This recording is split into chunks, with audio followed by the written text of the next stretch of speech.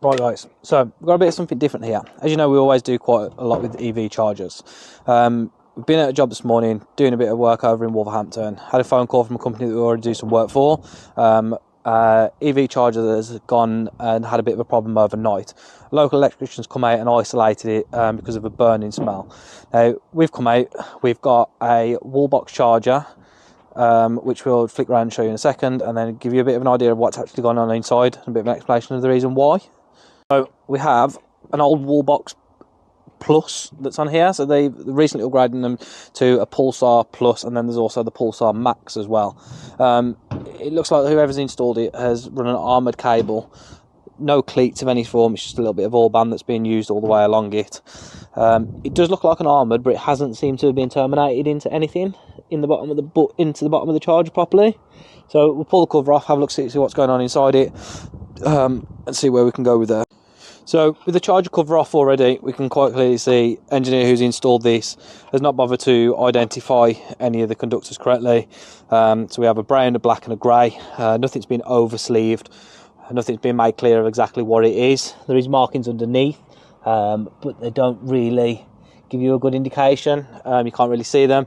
Cable should be sleeved up properly, and again, it is an armoured cable. It's not being glanded off this end. We're going to have a double check at the other end in a second to make sure it has been glanded off. We'll get the board cover off and show you what's actually gone on inside. So we're inside now. The electrician that's come out overnight has put a bit of tape over here. If we take this off, you can kind of see already what's been going on. So it's clear that the cable, which is on the live, has been touching the front casing of the board. It's got that hot that it's actually melted through the consumer unit. It's another good reason why boards now in domestic properties need to be metal. So this is obviously made of a combustible material. If it was not made of a combustible material, we wouldn't have seen this, but we could have also seen the fact that the cable had burnt through. It would have shorted and it may have blown the main fuse with a short, or the breaker, providing the breaker and the RCBO was working correctly. Pull the cover off now, we'll have a look.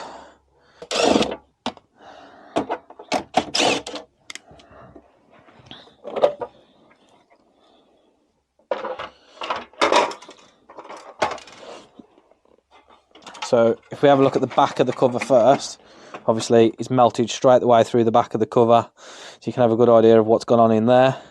And then if we have a look at the cable, it's melted that badly that it's actually dripped down the insulation, which I think is where the plastic's melted on the board and has dropped down. Now, if we have a look how loose all this is, I mean, that's literally just fell out of the terminal.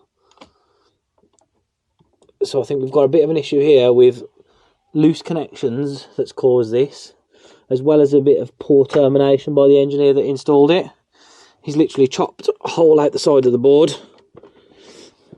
Not glanded this end either, so the SWA is not even glanded. It's a bit annoying, to be honest, to come across something like this in this day and age. All these sort of things should be regulated. They should be installed by a qualified electrician. The fact that the armoured that's been used hasn't even been glanded is a bit of a concern. At least one end of the armoured should be glanded at all times. Doesn't have to be both ends, as long as one end of the SWA, providing it's not being used as the earth, is earthed down to make sure the armourings are earthed, then it's fine. But clearly in this instance we've got a lot of loose connections that are going on, unidentified conductors. If you just have a quick look here where he's actually stripped it, you can see that this one's all split. So it could be the fact that we've had either a loose connection on here, or if you look at this neutral as well, that's all slit as well. So it could be the fact that this is shorted. Now, would arc fault detection have sorted this out? It stands a chance that it might have done. So is it time that we start fitting AFDDs for car chargers? They are pulling a high load, 7.4 kilowatt. So is an arc fault detection device worthy? I'd say so. If this was an instance where that arc fault detection could have stopped this, it could have been a different story. I mean, if we look at the board, it's an old Marbo fuse board, so it's very similar to the Wilex ones. It's in a wooden cupboard, plastic consumer unit, items that are stored around it. So we've got screen wash, bits of cardboard, boxes and stuff like that are all stored around it as well as coats and stuff like that that are above it. So this could have quite easily gone quite worse. Fortunately, obviously it's been caught, customers seen it, smelt it. We're obviously going to do what we can to get it sorted. We're going to speak to the company in hand and see what they suggest, and then give you a bit of an update in a second as well of what they want to do going forward. Had a little bit of a closer look at the armoured, and when we split it apart, if you have a look here, you can kind of see where when he stripped the inner insulation and he's run his knife around, he's clearly caught the insulation on the brown, the black and the grey. You can see it a little bit more if you open it up just here. So all these sort of things next to each other can cause arcs, and if you look up the cable length, you can see that he's actually sliced it all the way up as well, which I'm presuming is when obviously he stripped it with a knife. We tend to use one of the little CK armoured strippers and a proper knife for it if need be, which generally kind of prevents this, but I think a lot of this could have been prevented by him being a bit more attentive to what he was doing. It's just all over the place, to be honest. You can see it at the tip here again where he's sliced through the cable. So all this sort of stuff just doesn't help with it. Right, so we've had a quick chat with the customer. We explained to them what we're going to do. If you just take a look at this armoured, you can see how hot it's got. It's gone so brittle, it literally crumbles to part. It's literally falling to pieces. Spoken to the customer, obviously seen what they want us to do going forward. We've spoken to the company that originally installed it. What they've done is actually given us permission to be able to take this consumer unit out.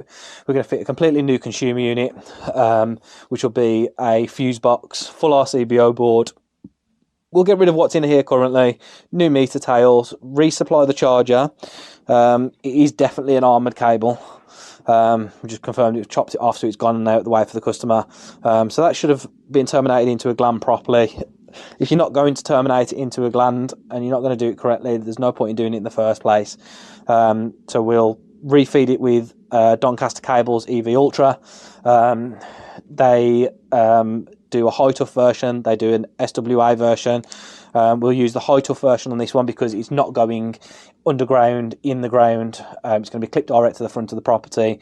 So we'll use a 4mm EV Ultra high tough, which has obviously got CT connection in there as well.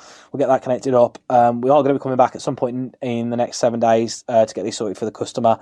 So we'll do a follow-up video of the board change and how it obviously should have been installed in the first place. Hopefully it's a nice little insight for people to see what can go wrong if things aren't tight and things aren't connected properly. So the only thing I can say is, please, if you are going to have an EV charger installed, ensure that the company that is doing it is competent and adequate and able to do it. If you think it doesn't look right and you're not particularly happy with it, do question it. If somebody's distant about something and they're unsure about it, it's giving you a bit of an alarm bell to ring straight away. If they're knowledgeable, clear understanding about what's going on, it's great because it tells you straight away that they've been in the industry for a while, they understand what's going on, they understand the product that they're fitting. I'm always dubious when I use subcontractors. Nick Bundy, one of them. No, he's a really good lad, to be fair. It's nice to find somebody who is actually a good contractor that you can trust. I'm happy to pass work over to him as and when, and I know that it'll be fine and done. But I've had contractors in the past that have give you all the spiel that they've done this and they've done that, and then you actually take them on and you put them onto a job and they haven't got a clue what they're doing.